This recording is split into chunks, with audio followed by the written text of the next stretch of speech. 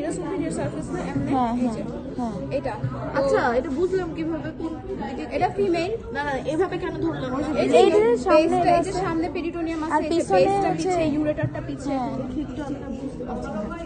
ট্রাইগনের নিয়ম হচ্ছে এরকম করে জাস্ট উল্টায় দিলে এটা খুললে এটা হচ্ছে ট্রাইগন বেরিয়ে গেছে হ্যাঁ। এটা সোজা একজন একটু লাইট ধর, এটা ফ্ল্যাশ যদি ধর। এরকম করে উল্টায় একজন একটু ফ্ল্যাশ ধর। করে খুলি একজন একটু ফ্ল্যাশ ধর মিম। দেখা যাবে না তো। ফোনটা বের করতে একটু। ওই যে তাই দে তাহলে ট্রাইগনের এই যে এখানে প্রথমে এই যে এখানে দেখতে পাচ্ছি না আচ্ছা তোরা সোজা হয় আমি দেখাই দিই তুই একটু নিচু কর আমি নিচু হয়ে লাভ নাই তুই নিচু করলে আমি নিচু হয়ে যাব আচ্ছা আমার দাঁড়া আমি দেখাই দিই থাম একটা কথা শেষ।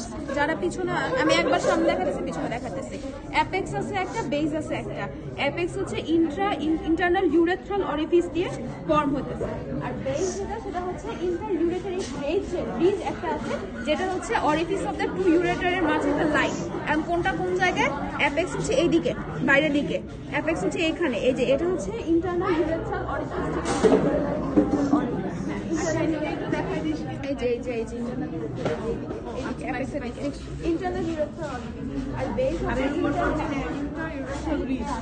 এখানে বেসটা হচ্ছে এরকম একটা লাইনের মতো থাকে ইন্টার ইউরেটারিক ভাই, তোরা একবার দেখছিস। ইন্টার ইউরেটারিক রিজের মধ্যে মেইনলি হচ্ছে এটা দুইটা ইউরেটারের মাঝের একটা একটা extended long line vertical line, vertical না কি জানি হরিজন্টাল লাইন।